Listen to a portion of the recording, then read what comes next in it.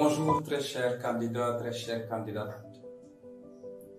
Bienvenue encore sur cette plateforme irrépétitive, plateforme d'encadrement, de renforcement des capacités et connaissances des élèves. Après notre séance qui a porté sur la technique de la dissertation, nous sommes aujourd'hui réunis pour aborder un autre exercice méthodologique en philosophie, l'exercice du commentaire de texte philosophique. Et donc la séance d'aujourd'hui porte sur la méthodologie du commentaire de texte. Nous proposons donc le plan qui suit. D'abord, parler de la définition du commentaire. Ensuite, lister les compétences attendues des candidats, candidates. Décliner les attitudes, comportements à avoir quand le candidat, la candidate est en face de son texte. Et enfin, parler de la construction du commentaire en tant que tel. Pour le premier élément, la définition du commentaire. Le candidat, la candidate devra éviter les pièges qui suivent, à savoir de confondre la méthodologie ou le commentaire avec la dissertation. Le commentaire de texte n'est pas une dissertation dans la mesure où, pour ne donner que cet élément, si la dissertation porte sur un sujet question, le commentaire porte sur un texte. Et donc ce texte ne doit pas être le prétexte pour le candidat pour se livrer à un exercice de dissertation. Le candidat, la candidate devra également savoir que le commentaire n'est pas une paraphrase ou un résumé.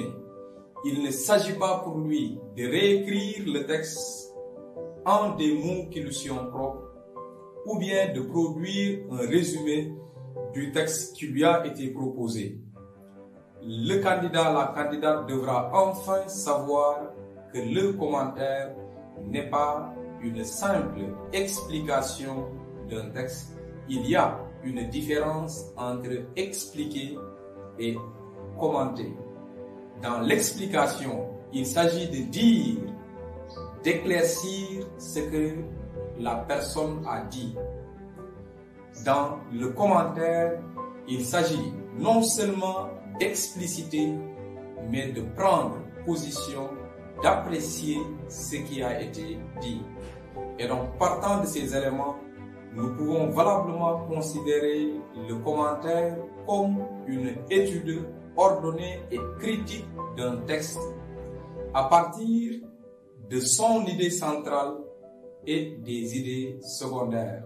Nous le répétons, le commentaire est une étude ordonnée et critique d'un texte à partir de son idée centrale et de ses idées secondaires.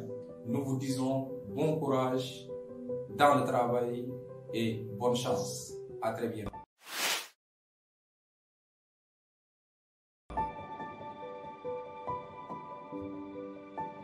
Bonjour très chers candidats, très chères candidates. Bienvenue encore sur cette plateforme irrépétitive, plateforme d'encadrement, de renforcement des capacités et connaissances des élèves.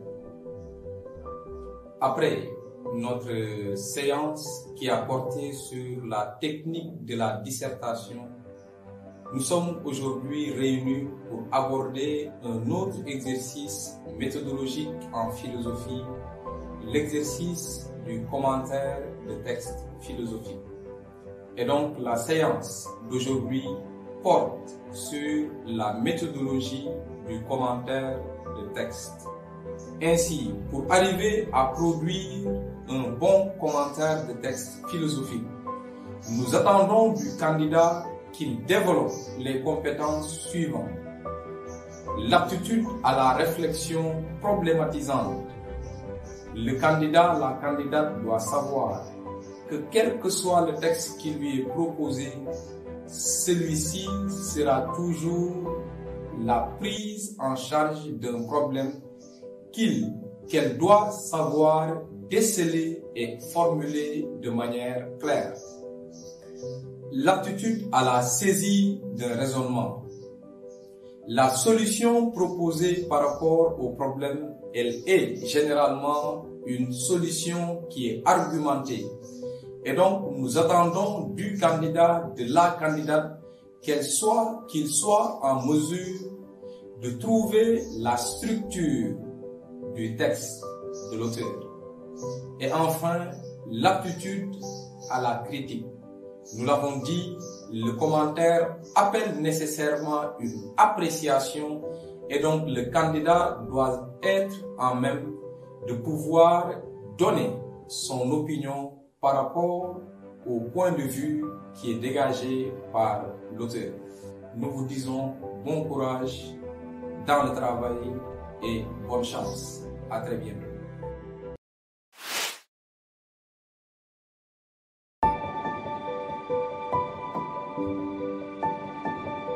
Bonjour très chers candidats, très chères candidates.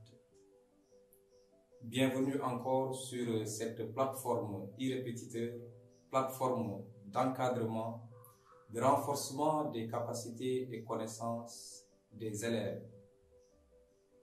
Après notre séance qui a porté sur la technique de la dissertation, nous sommes aujourd'hui réunis pour aborder un autre exercice méthodologique en philosophie, l'exercice du commentaire de texte philosophique. Et donc la séance d'aujourd'hui porte sur la méthodologie du commentaire de texte. Et donc ces compétences devront se traduire déjà dans le travail de brouillon, à travers les attitudes que le candidat doit développer. La première chose en main, toujours crayon en main, le candidat doit lire attentivement le texte. Cette lecture, qui doit être une lecture active, parce que armée de questions, devra permettre au candidat, à la candidate, de faire ressortir les éléments suivants. Le thème du texte, ce dont on parle dans le texte, le cadre global dans lequel le propos est inscrit, la question qui est prise en charge par l'auteur ou le problème, la thèse, c'est-à-dire la solution qui est proposée par l'auteur dans son texte, l'idée que l'auteur défend à travers son texte.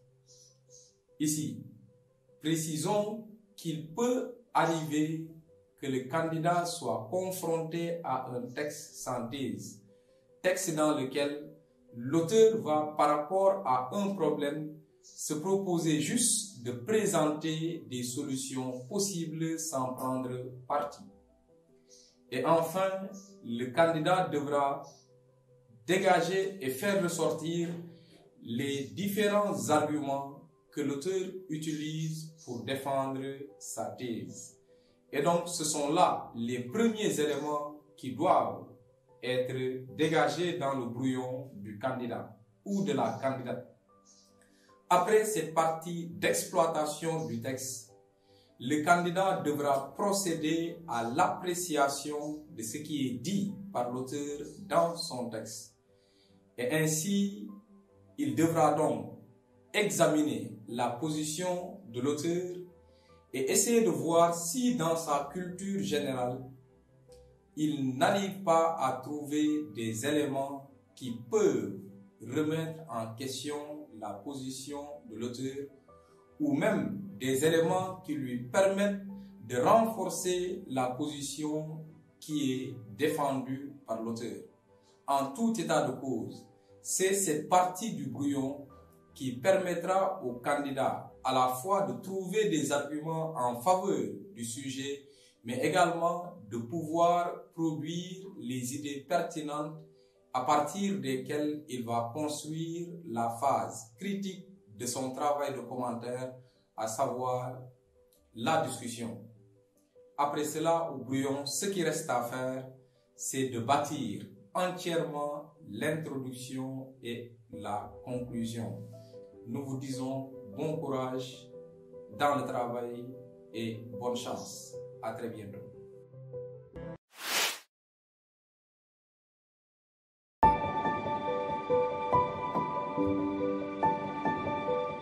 Bonjour très chers candidats, très chères candidates.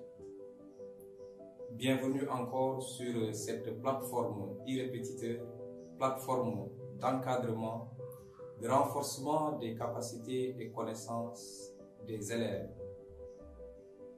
Après notre séance qui a porté sur la technique de la dissertation, nous sommes aujourd'hui réunis pour aborder un autre exercice méthodologique en philosophie, l'exercice du commentaire de texte philosophique. Et donc la séance d'aujourd'hui porte sur la méthodologie du commentaire de texte. Et pour en arriver à la construction du commentaire, retenons que le commentaire, tout comme la dissertation, comporte trois parties, que sont l'introduction, le développement ou commentaire proprement dit et la conclusion. Dans l'introduction, quels sont les éléments qu'on doit y retrouver? Ce sont les éléments qui ont déjà été dégagés dans le brouillon du candidat, et donc il s'agira pour lui de dégager les éléments suivants: le thème, la question ou le problème, la thèse défendue par l'auteur et les arguments à partir desquels l'auteur défend sa position. À ces éléments, il sera recommandé au candidat d'ajouter la question qui renvoie à l'idée à partir de laquelle il va discuter le texte. Et donc, cela permet déjà au correcteur de sentir la perspective dans laquelle le candidat devra le mener. Après cette introduction arrive la deuxième partie appelée développement ou commentaire proprement dit. Des écoles méthodologiques varient, mais pour une organisation pragmatique, nous conseillons au candidat de procéder comme suit: de découper son développement en deux parties. Une première partie dans laquelle le candidat, la candidate devra expliciter tout le texte en procédant paragraphe par paragraphe. Dans le premier paragraphe, il expliquerait la thèse, et après avoir explicité la thèse de l'auteur, il prendrait en charge les arguments du texte selon leur ordre d'apparition dans le texte. Et nous rappelons que dans cette explication, la réflexion, elle part du texte, s'en détache pour faire appel à la culture générale du candidat, mais elle doit toujours revenir au texte parce que le candidat sera appelé à faire laisser parler le texte en ouvrant des guillemets et en les refermant pour montrer en réalité qu'il est en train d'expliciter ce qui est dit par l'auteur. La seconde partie du développement renvoie à la discussion. C'est la phase critique du commentaire, mais c'est également la phase essentielle. Un commentaire sans discussion n'en est pas un. Et justement, pour cette phase critique, le candidat pourra choisir plusieurs orientations. Il peut choisir de défendre la position de l'auteur, tout comme il peut choisir de la nuancer, de la compléter ou simplement de la contredire. En tout état de cause, il sera recommandé au candidat de s'efforcer de toujours proposer une autre réponse possible par rapport au problème qui est pris en charge par l'auteur. Enfin, nous avons la conclusion qui est composée de 3 éléments: le bilan, l'intérêt du texte et la perspective. Le bilan, qui est le rappel des principales idées du texte et de l'idée à partir de laquelle le texte a été discuté.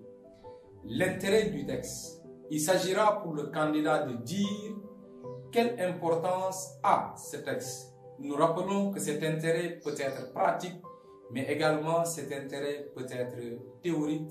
Il est laissé à la libre appréciation du candidat qui doit savoir que quel que soit le texte, il est toujours intéressant d'un certain point de vue. Après quoi, nous avons pour terminer la perspective, qui est une ouverture du débat sur une nouvelle question, pour rappeler justement ce que vous savez tous, ce qui est dit par Karl Jaspers. Je le cite: les questions en philosophie sont plus importantes que les réponses et chaque réponse devient une nouvelle question. Fin de citation. Et donc la perspective devra découler logiquement de la réflexion qui a été menée par le candidat à travers tout le travail. Voici, très chers candidats, très chères candidates, des éléments, des conseils, des recommandations pratiques pour une bonne conduite de cet exercice que l'on appelle le commentaire de texte philosophique. Et donc, nous sommes au terme de cette séance et en attendant de vous revoir très bientôt pour aborder un autre élément du programme, cette fois-ci qui portera sur la réflexion philosophique en tant que telle pour en décliner la nature, nous vous disons bon courage dans le travail et bonne chance. À très bientôt.